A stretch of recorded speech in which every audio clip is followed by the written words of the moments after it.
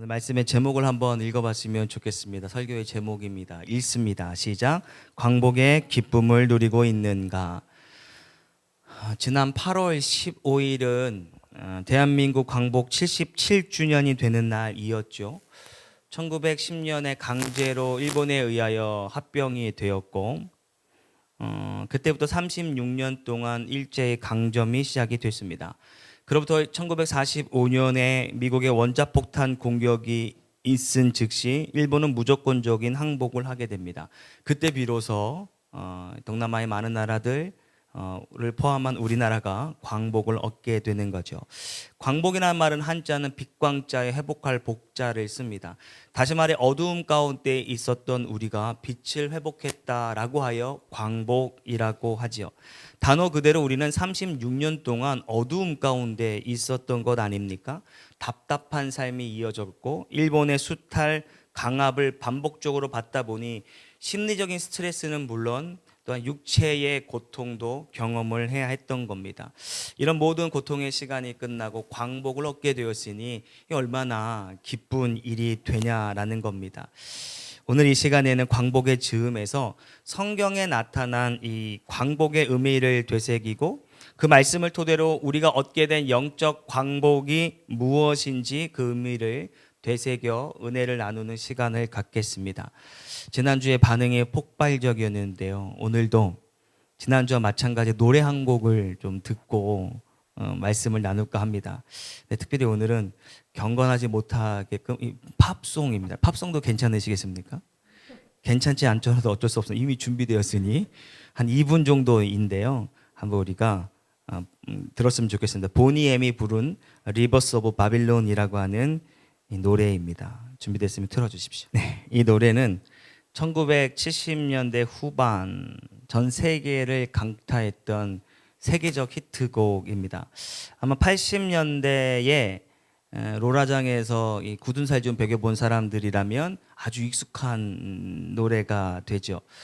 저는 이 노래를 어떻게 기억하냐면 80년대 한 개그맨이 이 노래를 개사해서 이렇게 불렀습니다. 다들 이불 개고 밥 먹어 너는 왜 이불 안 개고 밥 안 먹니? 이렇게 그냥 우스운 노래인 줄 알았는데요. 최근에 한 지사님을 통해서 이 노래를 다시 한번 소개를 받았는데 야, 이 노래에 이런 뜻이 있구나라는 것을 새삼 깨닫게 됐습니다. 저는 이 노래가 흑인들이 굉장히 흥겹게 불러서 이게 굉장히 흥겨운 노래구나 혹은 또는 1980년대 이 낭만을 노래하는 곡인 줄 알았는데요. 내용이 매우 슬픕니다. 이 노래는 시편 137편을 배경으로 하고 가사의 내용도 거의 흡사한데요. 내용이 이렇습니다. 바벨론 강가에서 우리는 앉았어요. 예, 우리는 울었어요. 시온을 생각하면서 말이죠. 악한 사람들이 우리를 포로로 붙잡아 오고선 우리에게 노래를 강요했어요. 지금 우리가 이국 땅에서 어찌 주님의 노래를 부를 수 있을까요? 그냥 입에서 흘러나오는 말과 우리들의 마음만을 오늘 밤 당신 앞에 바칩니다. 라고 이 포로로 잡혀갔던 이스라엘 백성들이 노래했던 시편의 가사입니다. 보니 엠이 부른 리버스 오브 바빌론은 그들은 이 자메이카 사람들이었거든요. 자메이카 사람들도 영국의 300년이라고 하는 지배를 받았기 때문에 그 고통을 누구보다도 잘 알아 저렇게 노래로 승화시켰던 겁니다. 시편 137편 1절에 3절의 말씀을 한번 확인하겠습니다. 시편 137편 1절에 3절 읽습니다. 시작. 우리가 바벨론의 여러 강변 거기서 앉아서 시온을 기억하며 울었도다. 그 중에 버드나무에 우리가 우리의 수금을 걸었나니 이는 우리를 사로잡은 자가 거기서 우리에게 노래를 청하며 우리를 황폐하게 한 자가 기쁨을 청하고 자기들을 위하여 시온의 노래 중 하나를 노래하라 함이로다. 나라를 빼앗기고 그토록 부르고 싶었던 노래마저 편안하게 부를 수 없었던 시대를 회상하면서 지었던 시.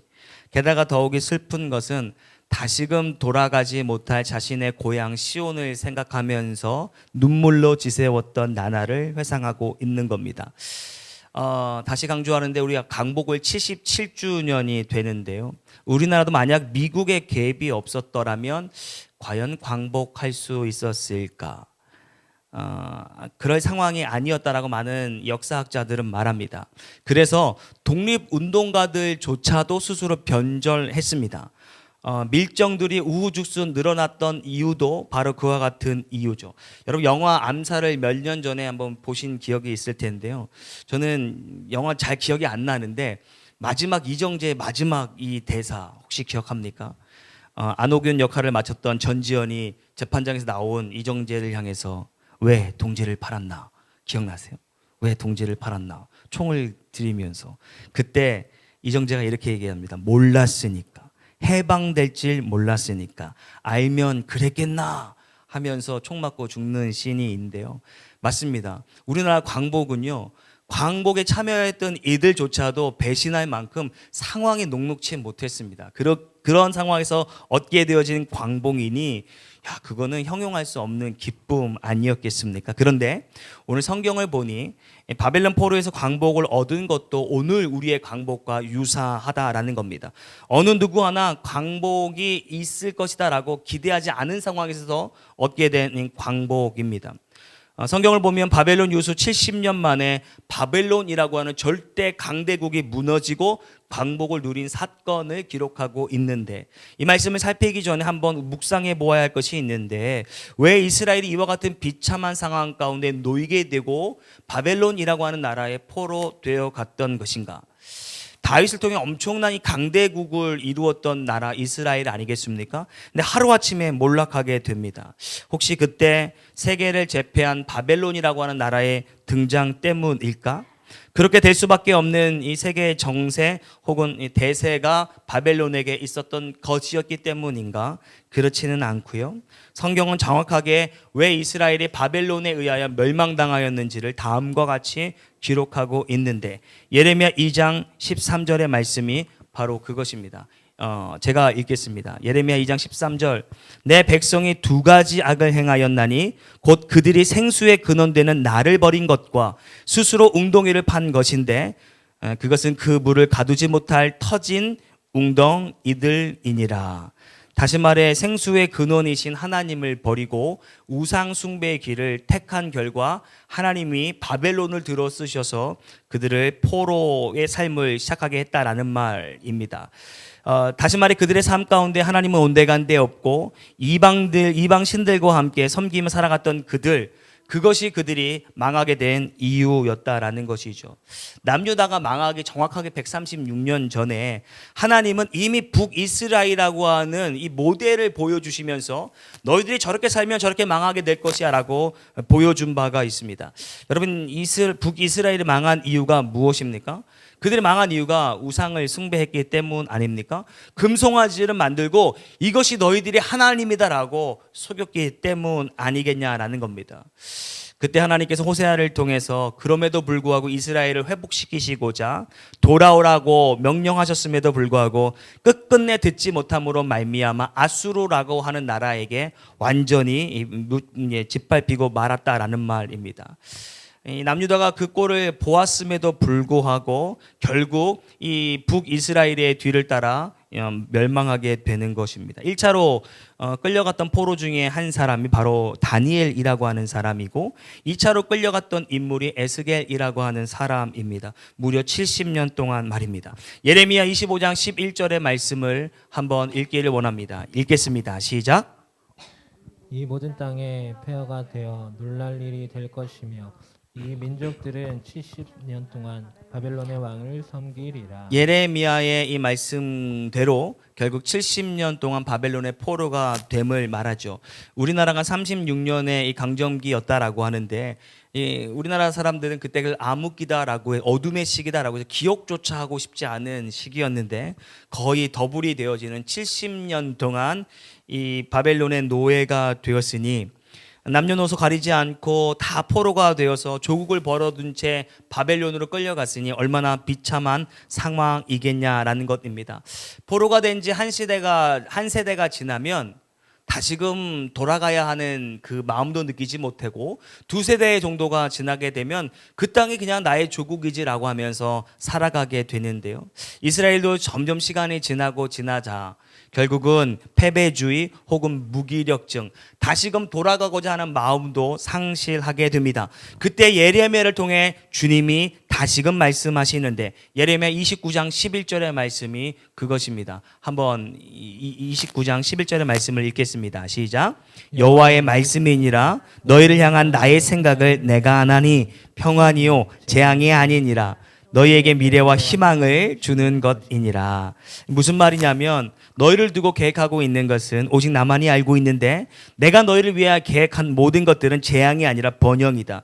너희에게 미래에 대한 희망을 내가 너희에게 주는 것이다. 이 말 가운데 암시되어 있는 것은 내가 너에게 이미 약속한 70년이 지나면 너희가 다시금 너희의 본향으로 돌아갈 것이다 라고 하는 것입니다. 그럼에도 불구하고 이스라엘 백성들은 깨닫지 못하고 시간이 지나면 지날수록 거기에 거주하기를 원했으며 끝까지 돌아갈 마음을 상실했다라는 겁니다. 다시 말해 하나님께서 말씀하셨음에도 불구하고 약속의 말씀을 붙잡지 못하고 상황 혹은 현실에만 급급했던 것이죠. 사실 현실은 암울했습니다. 전혀 독립할 상황이 아니었기 때문입니다. 바벨론이라고 하는 나라는 나중에 집에 돌아가서 유튜브 바벨론 해보십시오. 엄청난 제국이었습니다. 감히 저 나라가 무너질까? 저 제국이 무너질까 할 정도로 어마어마한 고대의 제국이었다라는 말이죠. 거기에 포로로 끌려왔던 이스라엘 백성들이 그 어마어마한 그들의 문화, 그들의 군사를 보면서 우린 다시는 못 돌아갈 거야 라고 하는 마음이 상황을 통해서 읽혀졌다라고 하는 것이죠. 하나님의 말씀을 잃어버리고 살았다라는 말입니다. 그때 하나님은 다시금 그들을 깨닫게 하시기 위해 예레미야 선지자뿐만이 아니라 에스겔 선지자를 통하여서도 다음과 같이 깨우쳐 주셨습니다. 에스겔 37장 1절의 말씀이 이것인데 큰 목소리로 한번 읽겠습니다. 시작. 여호와께서 권능으로 내게 임재하시고 그의 영으로 나를 데리고 가서 골짜기 가운데 두셨는데 거기 뼈가 가득하더라. 아멘. 너무 잘 알고 계신 말씀일 텐데 이스라엘 백성들이 포로의 삶이 계속되고 오래되면서 마치 폐잔병처럼 무기력한 상태가 유지되다 보니 하나님이 에스겔을 부르셔서 환상 가운데 말씀하십니다. 뼈가 가득한 골짜기로 데려가 말씀하시죠. 인자야, 이 뼈들이 능히 살 수 있겠느냐. 여기서 말하는 이 죽은 뼈들은 이스라엘을 상징하는 것인데 에스겔이 다음과 같이 말합니다. 주 여호와께서는 아십니다. 다시 말하면 하나님이 원하시면 그렇게 되는 줄 제가 믿습니다 라고 하는 것 아니겠습니까? 그때 에스겔이 죽은 뼈들을 향하여 이제 하나님의 말씀을 대언할 때 뼈들이 서로 맞춰지는 것입니다. 그 다음에 살이 붙기 시작했던 것이고 그것에 생기를 불어넣으니 무엇이 되었다? 군대가 되었다라고 하는 것입니다. 에스겔 37장 11절의 말씀을 통해 다시 한번 확인합니다. 읽겠습니다. 시작. 또 내게 이르시되 인자야 이 뼈들은 이스라엘 온 족속이라. 그들이 이르기를 우리의 뼈들이 말랐고 우리의 소망이 없어졌으니 우리는 다 멸절되었느니라 하느니라. 포로된 우리에게 무슨 소망이 있겠습니까? 하며 허망을 노래하는 이스라엘 백성들에게 다시금 하나님이 말씀하시는데 내 백성들아 내가 너희 무덤을 열고 너희로 거기에서 나오게 한즉 너희는 내가 여호와인 줄 알게 될 것이다 라고 말씀하는 것이죠. 무덤에 갇힌 자는 이스라엘을 말하는 것이고 그 무덤을 여시는 이는 하나님이시라고 하는 것 아니겠습니까? 아무리 니네가 비록 강국인 바벨론에 포로되었고 갇혀 있는 상황이지만 하나님이 원하시고 하나님이 약속한 그 시간이 되면 너희가 나오게 될 것이다 라고 말씀, 이미 광복의 말씀을 주셨다라는 겁니다. 근데 놀라운 것은 정말로 이스라엘 백성들의 포로로 잡혀온 시점부터 70년이 되던 날 오늘 본문과 같이 이스라엘이 깜짝 놀랄 광복을 경험하게 되는 것.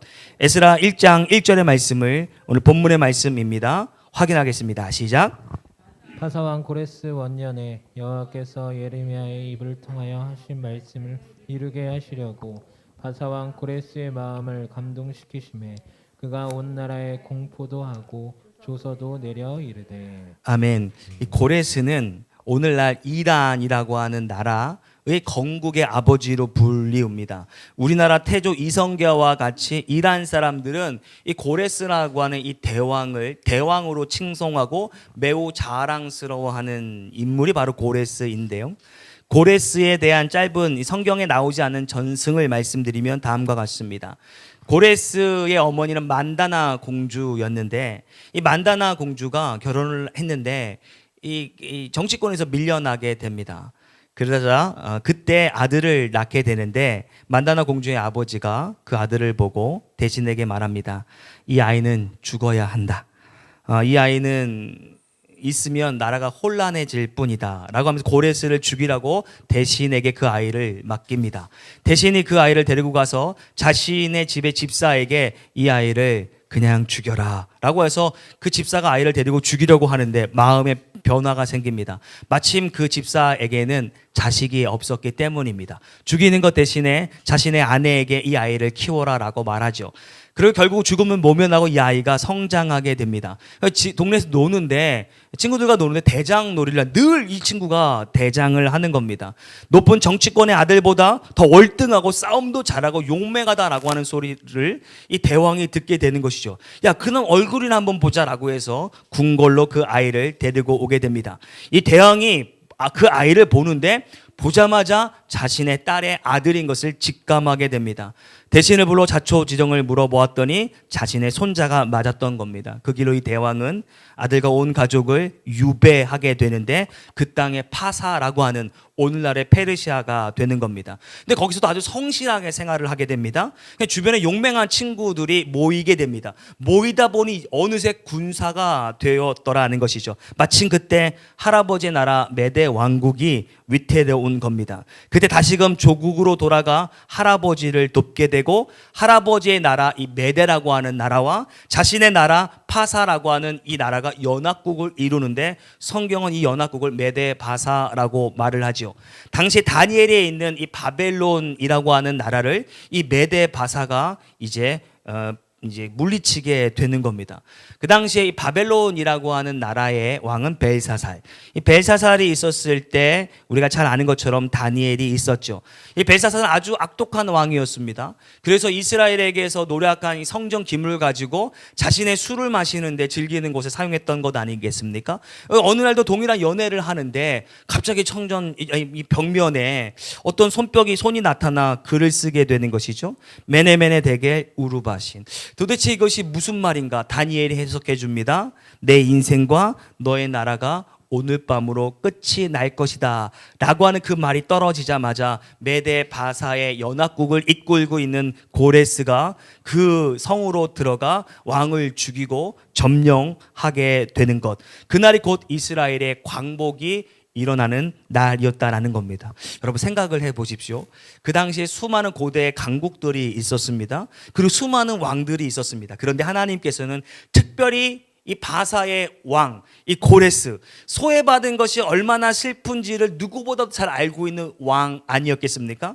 자신의 의지와 상관없이 유배를 당하고 혹은 포로가 되어 이국 땅에 살았던 그 사람의 심정을 누구보다 잘 알고 있는 왕이 바로 고레스였다라는 겁니다. 이 왕이 이제 바벨론을 무찌르고 새로운 이제 고대 근동의 이제 강자가 되었을 때 이스라엘을 포함한 많은 이제 포로된 나라들에게 말합니다. 너희 조국으로 돌아가도 좋다. 내가 누구보다 너희의 심정을 잘 안다라고 하면서 돌아갈 수 있는 길을 열어주고 그들이 살 수 있는 길까지 열어주는 것은 70년 뒤에 광복을 주실 것이다 라고 하는 하나님의 이 메시지의 도구가 되었다라는 말입니다. 이스라엘 광복은 이와 같이 3차례로 이루어지게 되는데 수룹바벨의 1차이고 2차가 에스라의 귀환이며 3차가 우리가 잘 아는 것과 같이 느헤미야를 통한 귀환이었습니다. 왜 하나님께서는 이스라엘 백성들에게 70년 뒤에 광복의 기쁨을 주었는가?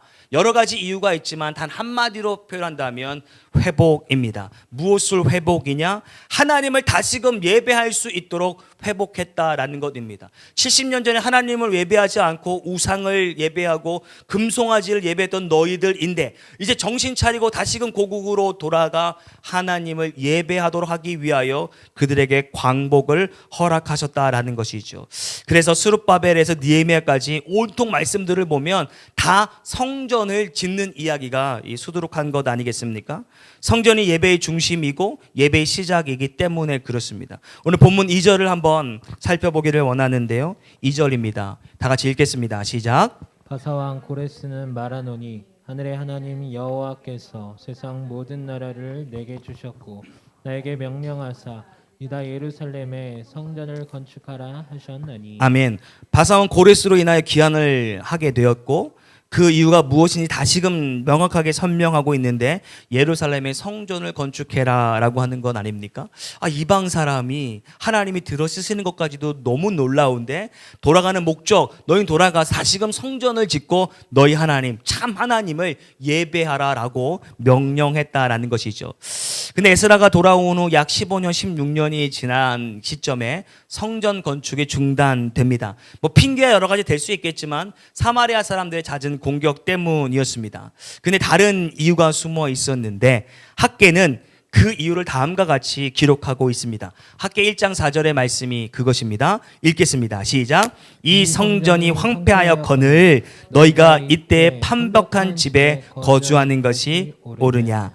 성전을 짓는다라고 하는 것은 예배를 회복하는 것을 의미하는 것인데 그들은 다시금 돌아가 약 15년쯤은 열심히 성전을 짓는가 하더니 여러 가지 이 핑계 저 핑계로 성전 짓는 것을 중단하고 자신의 판벽한 집, 이 판자로 지은 집을 말하는 것이 아니라 아주 아름다운 집 혹은 완벽한 집을 말하는데 그 집을 짓는 것으로 대신했다라는 것입니다.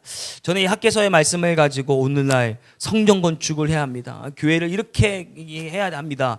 라고 하는 것에 그 해석에 저는 반대합니다. 이 말씀은 그런 의미를 가진 말씀이 아니기 때문입니다. 물론 이스라엘이 15년, 16년간 성전을 건축하다가 중단하여 판벽한 집을 지은 것은 사실인데 지금 학개 선지자가 말하고 있는 것은 그 집 자체가 아니라 너희의 마음이 지금 성전에 없다. 너희의 마음이 하나님을 예배하는 것에 없고 그저 판벽한 집, 너희가 잘 먹고 잘 사는 것, 어떻게 하면 다시금 돌아와서 옛날의 부귀와 영광을 되찾을 수 있을까? 얘만 온통 집중되어 있다라고 하는 것을 판벽한 집이라고 하는 것에 집약하여 그들을 책망하고 있다라고 하는 것입니다. 하나님은 그들의 마음을 향해 회초리를 대는 것. 너의 마음이 이미 떠났다. 포로에서 살려 주기만 하면 이러쿵 저러쿵 한다 하더니만 너희의 뜨거운 신앙은 이미 식어버렸도다. 예배하려고 하는 의지도 없고 하나님을 중심으로 모으려고 하는 의지도 없다. 이제 잘 먹고 잘 살되다 보니 복음에 대한 열정도 사라지게 되었다. 끝내 이스라엘 백성들은 물론 성전을 지었습니다. 그래서 스룹바벨 성전이라고는 하지만 그것은 형식적이었을 뿐 그들에게는 더욱더 이전과 같은 뜨거운 신앙을 경험할 수가 없었던 것. 점점 시간은 지나고 말라기 시대 이후 하나님과 단절되었던 것 아니겠습니까? 이것이 이스라엘이 경험한 강복 이후의 씁쓸한 현실입니다. 이제 이 말씀을 토대로 오늘 우리의 이야기를 한번 심도 있게 말씀을 나누기를 원합니다. 여기 앉아있는 모두, 저를 포함한 우리 모두 또한 영적인 광복을 누린 자인 줄 믿습니다.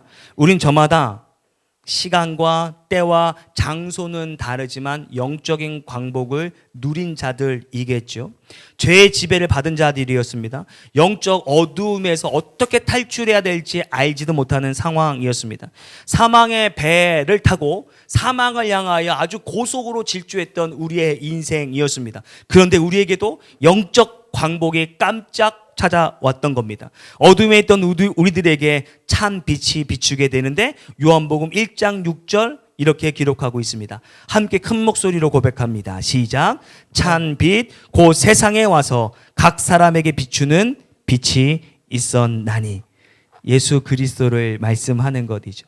그 빛으로 말미암아 우리는 죄에서 자유하게 되었습니다. 주님이 이 땅에 오심으로 말미암아 포로된 자에게 자유를 주셨고 눈먼 자에게 다시금 볼 수 있도록 눌린 자에게 자유를 주셨고 주의 은혜를 모든 사람들에게 비추심으로 말미암아 다시 강조하지만 때와 장소와 시간은 다르지만 이곳에 있는 모든 자들이 그 광복을 경험했다라고 하는 겁니다. 그렇다면 질문을 드려보겠습니다. 여러분들은 각자에게 임한 그 강복의 그 기쁨을 기억하며 살고 있습니까?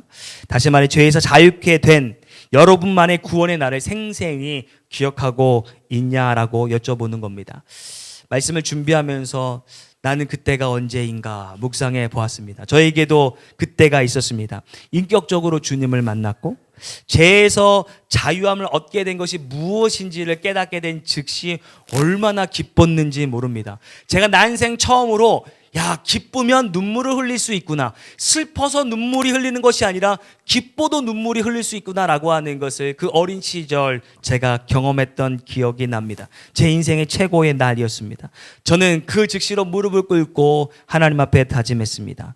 빛으로 오셔서 내 인생을 밝혀주신 주님 감사합니다. 내 삶을 주님께 드리고 그분의 영광을 위하여 내 평생을 살겠습니다라고 내 인생의 광복의 날 그렇게 다짐했던 기억이 납니다. 이 다짐은 저뿐이겠습니까? 이 자리에 앉아 계신 여러분 또한 그와 같은 것들을 경험했고 표현은 다를 수 있지만 하나님 앞에 헌신하고 작정하기로 했지 않았냐라는 겁니다. 다시 질문 드려봅니다. 그때의 마음이 동일하게 작동되고 있습니까? 그때의 작정 혹은 그때의 서원이 동일하게 우리의 삶 가운데 나타나지고 있냐라고 하는 것이죠. 혹 이스라엘 백성들과 같이 영적 광복, 잠시 누리는 것으로 끝나고 다시금 판벽한 집을 위하여 오늘도 힘쓰고 애쓰는 우리의 삶이 아닌지를 우리는 우리 스스로에게 반드시 물어보아야 할 것입니다. 구원의 강복을 얻은 사람은 그렇게 살지 않습니다. 구원받았다라고 하는 것을 신학적 용어로 칭의라고 하는데 우리가 칭의를 받은과 동시에 나타나는 또 하나의 사건이 있는데 바로 성화라고 하는 것입니다. 성화라고 하는 말을 여러 가지로 해석할 수 있는데 조금 쉽게 말하자면 하나님의 형상을 닮아가는 것이 바로 성화입니다. 칭의된 인간은 비로소 아담의 죄, 아담의 범죄에서 자유로울 수는 있지만 여전히 이 오염되어 있는 죄의 본성이 구원받은 성도를 칭의받고 살아가는 성도를 괴롭힐 때가 종종 있다라고 하는 것 아닙니까? 그럼에도 불구하고 나를 쳐 복종하고 하나님을 닮고자 애쓰고 힘쓰는 삶이 곧 성화의 삶이 된다라고 하는 것입니다. 구원받은 성도는 성화의 삶을 살아가는 것이죠. 성화의 삶이란 하나님을 닮아가는 것인데 곧 하나님의 꿈이 나의 비전이 되는 겁니다. 하나님의 성품이 나의 성품이 되도록 노력하는 것입니다. 성령님의 권능이 나의 능력이 되어지는 그러한 변화가 그런 회복이 날마다 이루어지는 삶이 바로 성화의 삶이죠. 즉 성화는 우리를 구원하신 목적을 우리 스스로 이루고자 애쓰는 애씀이 바로 성화인 겁니다. 말씀을 정리하는데요. 사랑하는 성도 여러분, 구원받은 성도 여러분, 받은 구원을 날마다 묵상할 때 그 은혜를 감사하면 좋겠습니다. 이스라엘 백성들은 그 감사가 15년 만에 끝이 났습니다. 더 이상 감사가 없고 다시금 15년 전 아님 다시금 85년 전 우상을 숭배했던 그 마음으로 돌아갔던 것 아니겠습니까? 자신의 판벽한 집을 짓기 위해 애썼다라는 것이죠. 모쪼록 우리의 삶, 구원받은 우리의 삶, 판벽한 집을 위해 애쓰는 것이 아니라 나를 구원하신 하나님의 목적인 그분을 영화롭게 하는데 우리의 삶을 온전히 내어드려 15년 지나고 30년 지나고 우리의 목숨이 다하는 그 순간까지 주님 영광 올려드리는 복된 인생 되기를 주의 이름으로 축원합니다.